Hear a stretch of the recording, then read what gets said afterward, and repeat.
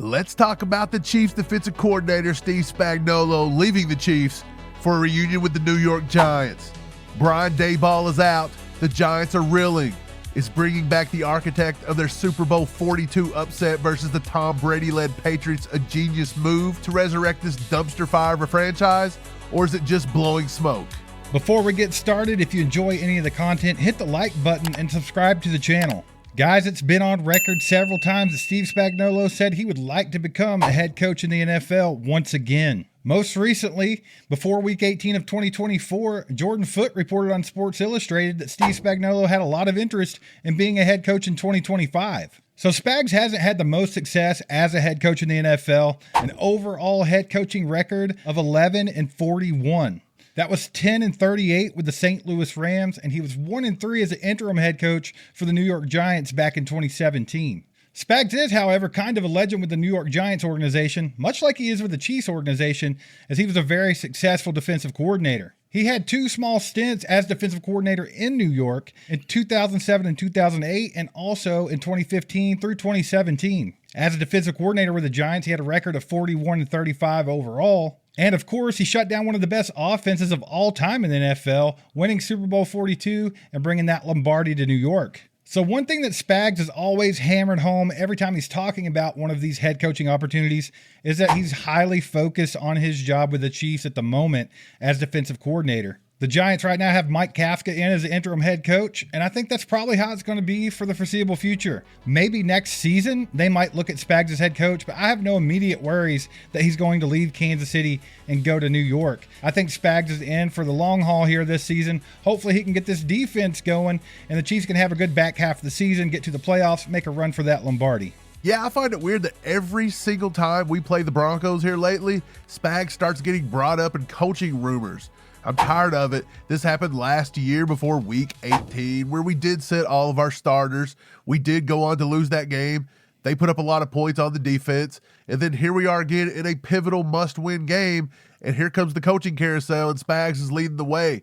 I don't want to really hear about this right now. I don't want Spags to go anywhere. But I also think Spags is a little bit old to be a head coach going into a rebuild such as the New York Giants. So this may just be a lot of smoke and no fire here. I'm right there with you, Mike, although it seems like a good fit. I just don't think that's going to happen. Now let's talk about Andy Reid and the Chiefs' impeccable record up after a bye week. It's the best in NFL history. 22 wins and only 4 losses. Andy Reid always takes a week off and turns it into a superpower, correcting mistakes and drawing up genius plays. But the Chiefs are somewhat struggling at 5-4, and this is a must-win divisional matchup against the Denver Broncos, who are red hot right now. So do we think this trend of being badass after the bye week holds up in Week 11?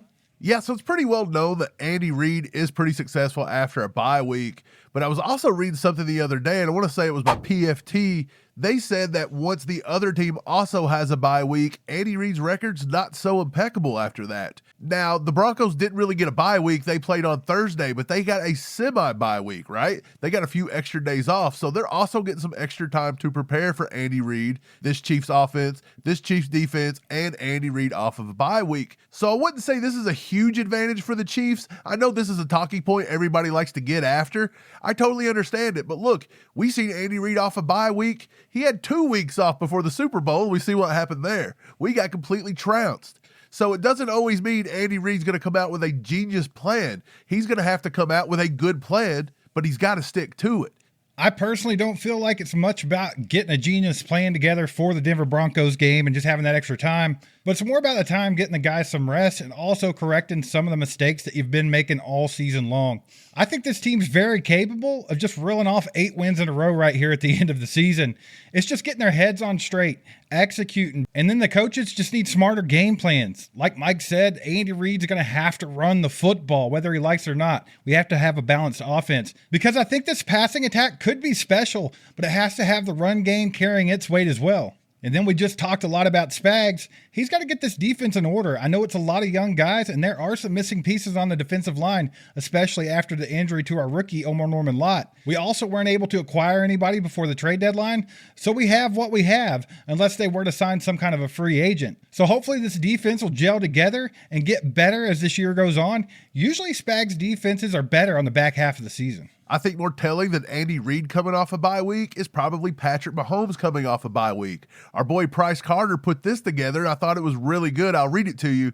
He said Patrick Mahomes coming off a regular season bye week. He has 1,779 yards, which is about 254 yards per game, 11 touchdowns to 6 picks, a 60% completion percentage, 79.8 QBR, and a 6-1 record.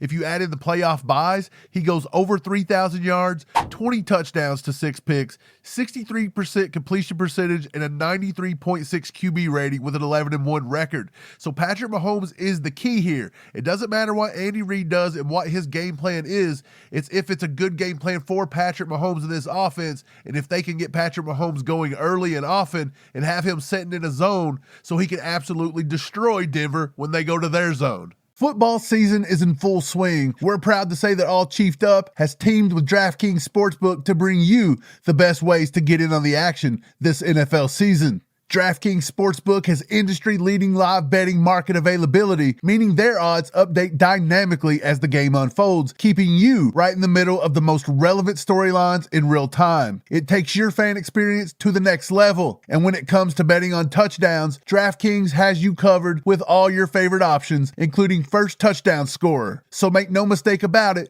DraftKings Sportsbook has all your favorite ways to bet touchdowns this NFL season. Get in on the action and sign up using our promo code ACU. With DraftKings Sportsbook, the crowd is yours.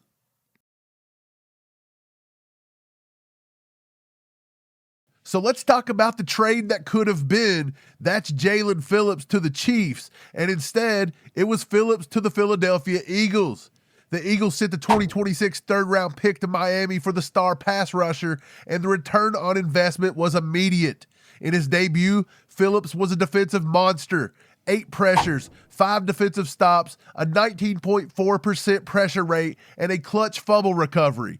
He just single-handedly fixed the Eagles' biggest problem, and the Chiefs still need a pass rusher.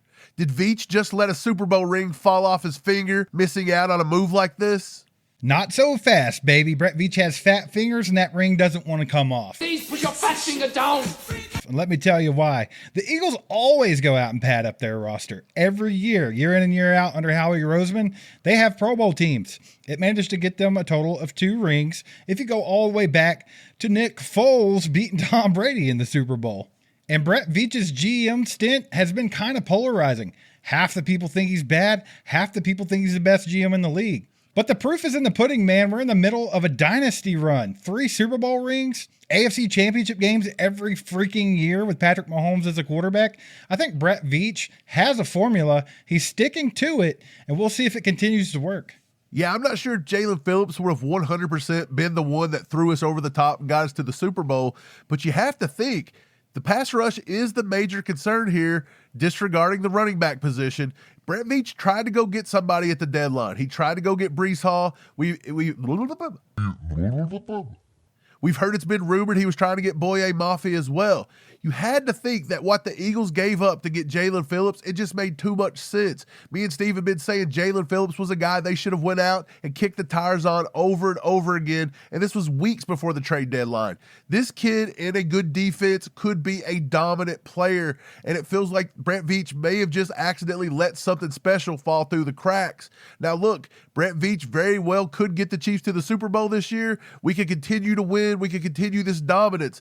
But if something were to happen, we were to drop this game or we drop another game down the road and we miss the playoffs, a lot of it's going to come back on Veach and his inability to get something done at the trade deadline.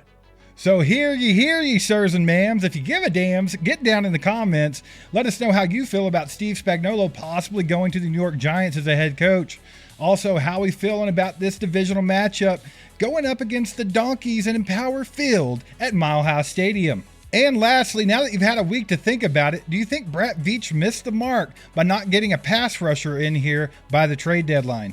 That's going to wrap it up for today. Thanks for liking, subscribing, sharing this to a friend. We'll catch you next time. Go Chiefs.